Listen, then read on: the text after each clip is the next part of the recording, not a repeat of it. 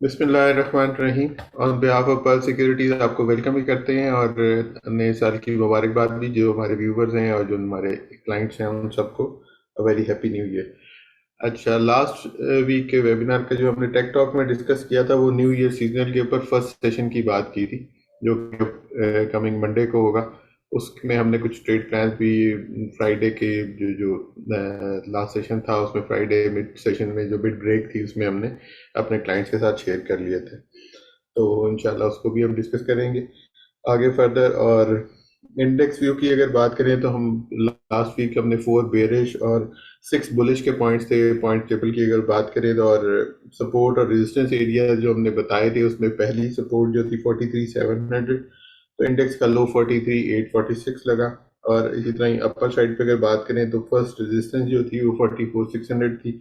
और मार्केट ने 44,646 का हाई टच किया और क्लोजिंग 44,596 की है ये। तो वो एक उसी रेंज के अंदर ही मार्केट मूव किए, 700-800 पॉइंट की जो रेंज बनती है।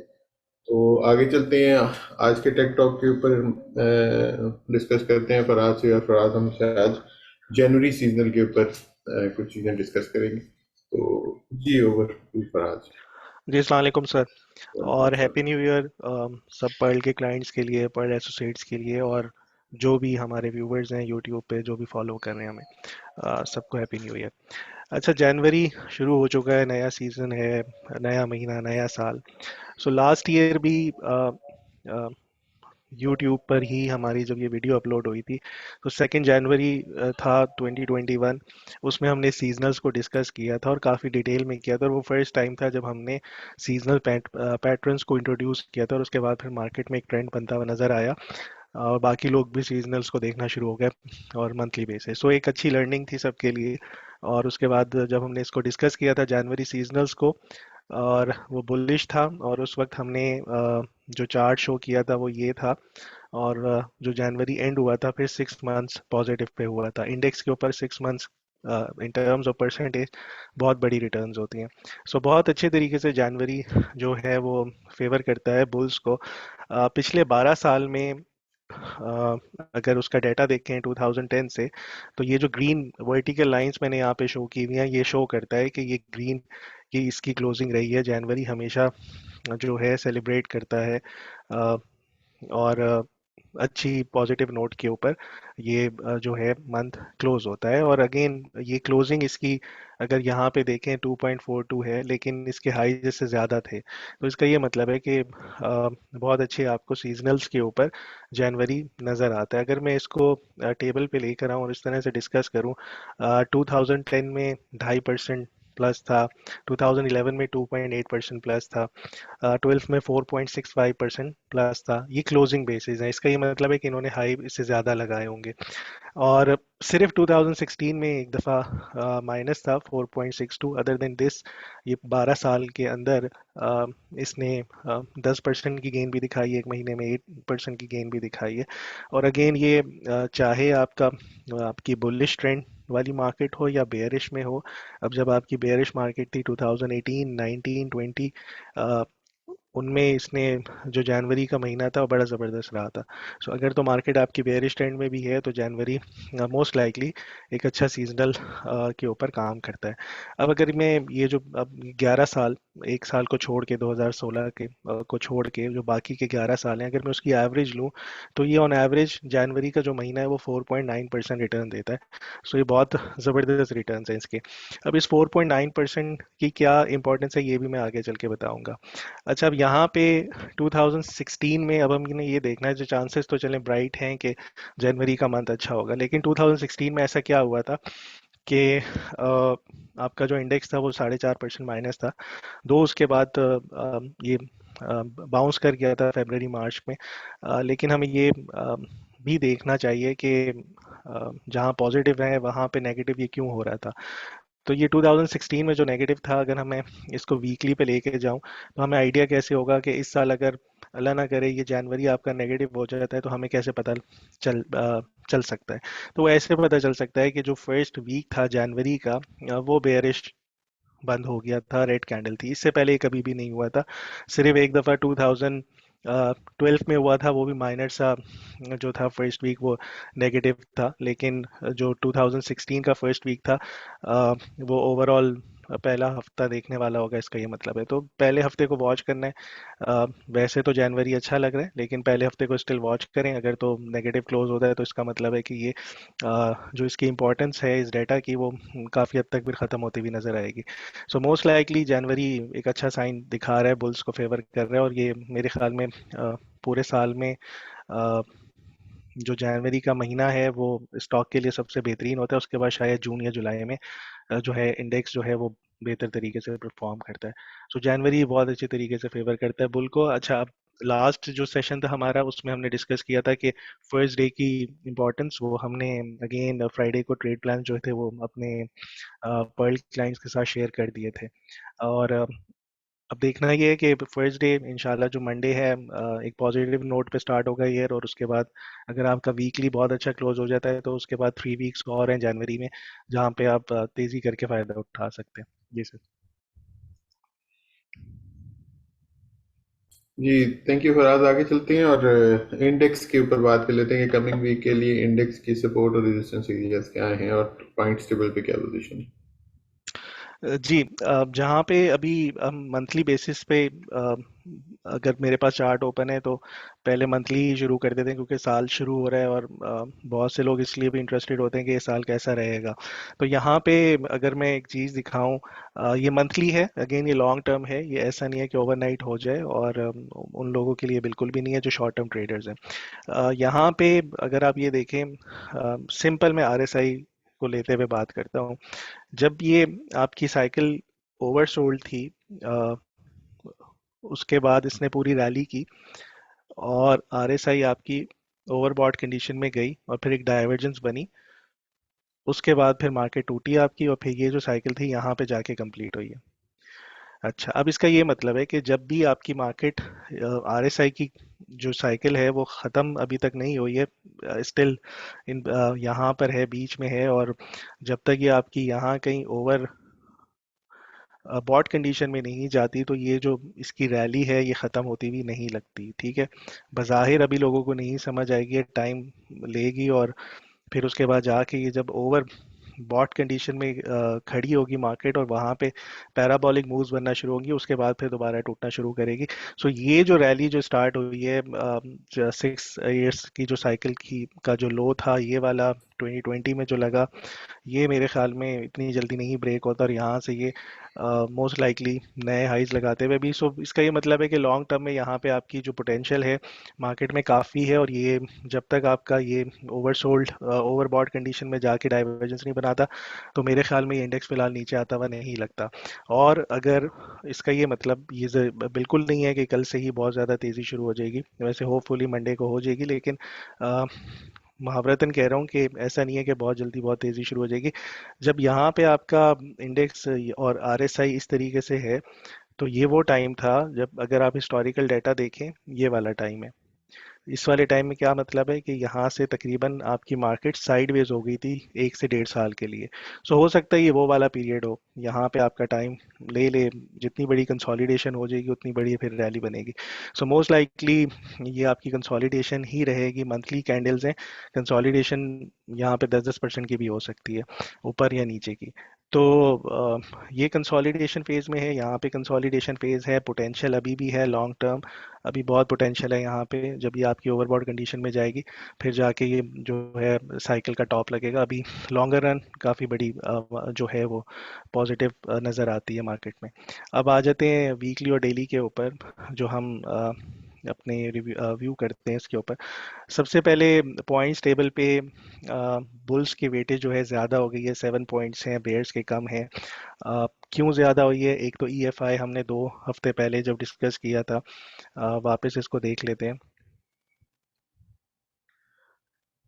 जो ईएफआई की इस टाइम जहां उसका स्टेटस है वो बहुत अच्छी पोजीशन में है। इसका ये मतलब है कि ये आपकी मार्केट यहाँ से शॉर्ट टर्म के लिए बढ़ सकती है। जो मैंने काफ़ी डिटेल में पहले भी इसको समझाया था। सो ईएफआई ने यहाँ से नीचे आया, टेस्ट किया, बाउंस किया, और ये बहुत अच्छी तरीके से सस्टेन कर रहा है। और इसकी साइकिल जब तक ऊपर जाके डाइवर्जेंस नहीं बनाती, अ, तो ये बेरिश उसमें मोड में नहीं आती। सो स्टिल पॉजिटिव्स हैं, यहाँ से बुल्स को फेवर करता है ईएफआई, इसलिए मैंने उस पॉइंट्स टेबल में डाला। फिर सेकेंडली, अगर आरएसआई की डाइवर्जेंस देखें यहाँ पे, वो भी बहुत अच्छी इंटैक्ट है। डेली की आरएसआई की बात कर रहा हूँ। यहाँ पे जब इसकी डाइवर्जेंस बनी थी इस जगह पे, उसके बाद ये इंटैक्ट है, अब ये कंटिन्यू कर रही है, और ये मोस्ट लाइकली यहाँ पे आपकी जाके इसको टेस्ट करेगी। सो स्टिल पोटेंशियल बहुत है इसमें। ये फिर उसके बाद अगर वीकली के ऊपर मैं इन डाइवर्जेंस की बात करूँ, ये मुझे बहुत पसंद आ रही हैं, क्लिंगर और चेक इन के ऊपर। ये बहुत बेहतरीन और बहुत खूबसूरत इसने डाइवर्जेंस परफेक्ट एग्जांपल बनाई हुई है। ये आपका बुलिश डाइवर्जेंस है। हायर लो लग रहे थे क्लिंगर के ऊपर, और यहाँ पे आपके लोअर हाइज लग रहे थे, ये वीकली के ऊपर है।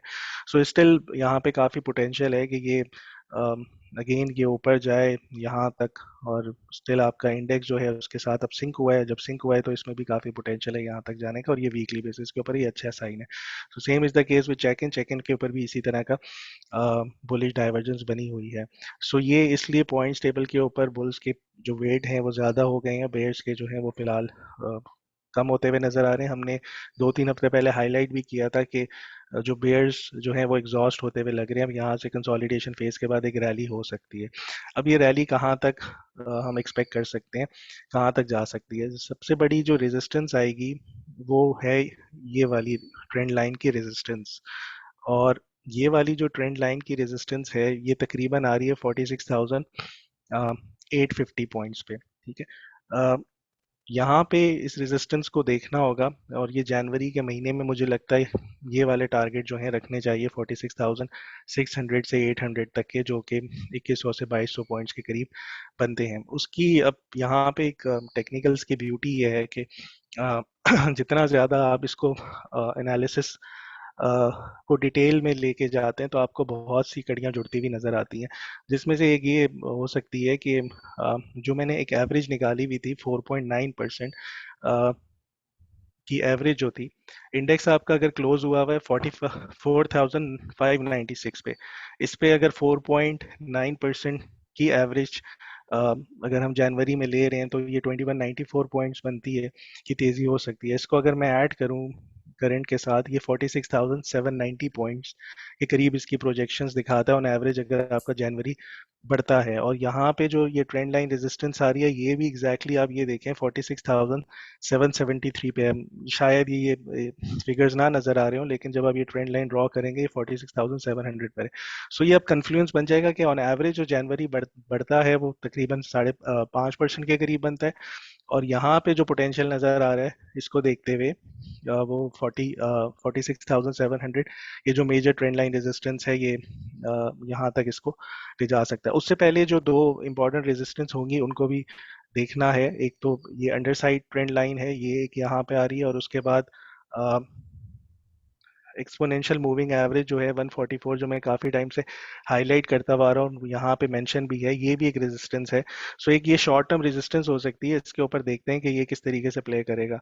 अब ये आपकी एक under side trend line resistance आ रही है, और ये 144। तो पहला इमीडिएट शॉर्ट टर्म टारगेट तो आपका 45,395 या 400, ये जो हाईलाइट किया हुआ ये होना चाहिए। अगर तो ये ब्रेक करता है, उसके बाद ये हमने जनवरी का एक ही एक प्रोजेक्शन निकाली है जो 46,750 तक जाती हुई नजर आती है। सो मोस्ट लाइकली इंडेक्स यहाँ से परफॉर्म करता हुआ नजर आ रहा है, और मार्केट भी इंशाल्लाह बेहतर होती हुई नजर आ रही है। सो बाय ऑन डिप्स वाली स्ट्रैटेजी पे रहना चाहिए। कंक्लूड करता हूँ, दो तीन चीज़ें देखें। मंडे इंशाल्लाह पॉजिटिव नोट पे क्लोज होगा। एक हफ्ता और वेट कर लें, अगर आप लोगों को स्टिल बेयरिश सेंटीमेंट में है और समझ नहीं आती कि तेज़ी होने वाली है, सो एक हफ्ता और देख लें। अगर तो वीकली बेसिस पे आपकी first week of January close हो जाती है, तो still you have 3 weeks to go, और फिर आपके पास ये टारगेट्स होंगे। सो बाय ऑन डिप्स वाली स्ट्रैटेजी पे रहें। एक्सपोनेंशियल 144 का पहला टारगेट रखें, जो कि 45,400 का बनता है। जी सर। जी थैंक यू, काफ़ी डिटेल से आपने आज इंडेक्स को एक्सप्लेन किया और चार्ट्स के ऊपर उनकी जो रेजिस्टेंस थी उनको हमने डिस्कस कर लिया। अच्छा, आगे चलते हैं और जो हमने मंडे को ट्रेड प्लान शेयर किए थे उनको फॉलो अप कर लेते हैं, और जो हमने फ्राइडे वाले थे वो इंशाल्लाह हम नेक्स्ट वीक में डिस्कस कर लेंगे। और जो जो ट्रेड प्लान हमने फ्राइडे को वो मिड सेशन में अपने क्लाइंट के साथ शेयर किए थे, वो शॉर्ट टर्म के प्लान्स थे जिसमें कि स्टॉप लॉस भी था और रेजिस्टेंस के ऊपर, जो कि फर्स्ट रेजिस्टेंस पर आज जैसे डिस्कस कर रहे हैं, तो अगर उसके करीब मार्केट जाती है तो वहाँ थोड़ी प्रॉफिट टेकिंग भी रिकमेंड की थी। तो जी Faraz, over to you for आप फॉलो अप। जी। सबसे पहले एच कार का फॉलो अप था, इसका स्टॉप लॉस नहीं हिट हुआ। इसका जो ट्रेड प्लान था वो बाय स्टॉप वाला था, 244 से ऊपर जाए तो बाय कर लीजिएगा। स्टिल 236 ये क्लोजिंग बेसिस है, इसका स्टॉप लॉस ये नहीं हुआ, लगता पॉजिटिव ही है यहाँ से, तो इसको बाय ऑन डिप्स या स्टिल अगर आपके पोजीशंस हैं जो ये जो टारगेट्स दिए हुए हैं कि 251 और फिर उसके बाद 258 के जो टारगेट्स हैं वो इंटैक्ट हैं, स्टिल होल्ड रखें इसको और स्टॉप लॉस को फॉलो करें। फिर उसके बाद आगा स्टील, इसकी फर्स्ट सपोर्ट 25 टेस्ट हुआ, फर्स्ट रेजिस्टेंस 27 टेस्ट हुआ, तो पहला टारगेट इसका हिट हो गया है। अगर आप इस ट्रेड में स्टिल हैं, इंटैक्ट हैं और कैरी कर रहे हैं पोजीशंस, तो कोई हार्म नहीं है। 23.55 के स्टॉप लॉस से स्टिल अच्छा लगता है। 27 27.85 इसके टारगेट्स रख सकते हैं। दो इसके फर्स्ट टारगेट हिट हो चुका है, वहाँ पे अगर ट्रेड को क्लोज करना भी चाहते हैं तो कर सकते हैं। फिर टीपीएलपी अगेन ये भी अच्छा लग रहा है, 32.25 इसका buy stop conditional trade plan था, ये ट्रिगर हो गया है। इसका स्टॉप लॉस 29.95 का बनता है, इसके टारगेट्स इंटैक्ट हैं, इसको भी होल्ड रखें। फिर सिटी फार्मा जो था, इसका भी फर्स्ट टारगेट और फर्स्ट सपोर्ट टेस्ट हुई थी। पहले फर्स्ट सपोर्ट टेस्ट हुई है, फिर first target, still looks good. अगर पोजीशन क्लोज कर दी कोई बात नहीं, नीचे आता है दोबारा लीजिए। स्टॉप लॉस 33.25 का, यही टारगेट्स इसके इंटैक्ट है। जी सर। जी थैंक यू फराज, और आगे चलते हैं, क्यूरीज जो आई हुई हैं वो आप उनको आंसर कर लें। जी, सबसे पहले डबल जीएल की क्वेरी है। ये जो है यहाँ पे जो इसकी सपोर्ट आ रही है पहली, वो 23.05 22.10 लग ऐसे रहा है, ये कंसोलिडेशन में है। और फर्स्ट जो इसकी इमीडिएट रेजिस्टेंस है 25.7, ये ब्रेक हो जाती है तो एक मोमेंटम अच्छा बना सकता है ये। सो क्लोजली इसको वॉच करें, अगर कहीं नीचे आता है तो मेरे ख्याल में बाय ऑन डिप्स में इसमें काम करना चाहिए, इसको बाय करना चाहिए। जो सपोर्ट लेवल्स मेंशन है अच्छे सपोर्ट लेवल्स हैं, अटेम्प्ट किया जा सकता है इसको। फिर उसके बाद सिनर्जी जो है, अ, इसने अच्छा लग रहा है, ये भी डिसेंडिंग ट्रेंड लाइन को ब्रेक करने के बाद वापस आया, रीटेस्ट किया, फिर उस पर क्लोज हुआ। तो 6.8 की लेवल है जहाँ भी क्लोज हुआ है। यहाँ से अगर ये थोड़ा सा साइडवेज हो भी जाता है तो इसके टारगेट जो हैं वो मेरे ख्याल में 7.56 और 8.10 इतना तो होना चाहिए। यहाँ से इसमें बाउंस नज़र आता है 8.15 तक का। सो ये भी जब नीचे है इसमें इसको बाय करें, और 8.1520 इसके टारगेट्स होने चाहिए। फिर उसके बाद यूनिटी, अगेन ये भी ट्रेंड लाइन को ब्रेक करने के बाद साइडवेज हो गया, कंसोलिडेट हो रहा है, हाई लो डिफाइन किए इसने, अच्छा लग रहा है ये भी। यहाँ पे जब भी ये नीचे मिलता है इसको बाय करें। इसके टारगेट्स 28 इमीडिएट टारगेट है पहला, ये ब्रेक करता है तो 30.40 एक अच्छी रिस्क रिवॉर्ड के हिसाब से ट्रेड बनती है। सो बाय ऑन डिप्स पे इस पे काम करना चाहिए। फिर A S L, Ayesha steel, ये भी बेयरिश ट्रेंड लाइन को ब्रेक करने के बाद जो है एक अच्छी साइडवेज हाई लोज बनाता हुआ नज़र आ रहा है। सो इसके ये लेवल्स यहाँ मेंशन है। ये भी अगर 15.50 को ब्रेक करता है तो इसमें भी पोटेंशियल है 16.25 और एटलीस्ट 17.30 तक का। सो बाय ऑन डिप्स पे भी काम करना चाहिए। जो सपोर्ट यहाँ पे 14.70 14.10 एक अच्छी इंपॉर्टेंट सपोर्ट है इसकी। फिर ए एन एल जो है, ये स्टिल अभी तक इसने एक बेरिश ट्रेंड लाइन रेजिस्टेंस नहीं ब्रेक की। अ, इसको भी कैच अप करने में टाइम लगेगा। आई मीन कि अच्छी अपसाइड है इसमें भी, अगर ये ट्रेंड लाइन को भी जाके टेस्ट करता है तो 13.8 और 14.5 के करीबी रेजिस्टेंस आती है। तो एक अच्छी इंपॉर्टेंट रेजिस्टेंस होगी। अगर यहाँ पे बाय ऑन डिप्स में भी काम करना चाह रहे हैं तो किया जा सकता है। 12.10 की एक अच्छी सपोर्ट है। जी सर। जी Faraz, thank you very much. हमारा ईमेल एड्रेस आपके पास है, technicals@pearlsecurities.com। अब आपकी कोई भी क्यूरी आप हमें इस ईमेल एड्रेस पे भेज सकते हैं, और हमारे ब्रांचेस के एड्रेस स्लाइड की फॉर्म में हर वेबिनार के एंड में दिए हुए होते हैं। आप हमारी ब्रांचेस में कांटेक्ट कर सकते हैं फॉर न्यू अकाउंट ओपनिंग या कोई भी इंफॉर्मेशन चाहिए हो तो इस वीक के लिए इतना। इंशाल्लाह नेक्स्ट वीक दोबारा मुलाकात होती है, तब तक के लिए अल्लाह हाफिज and thank you very much.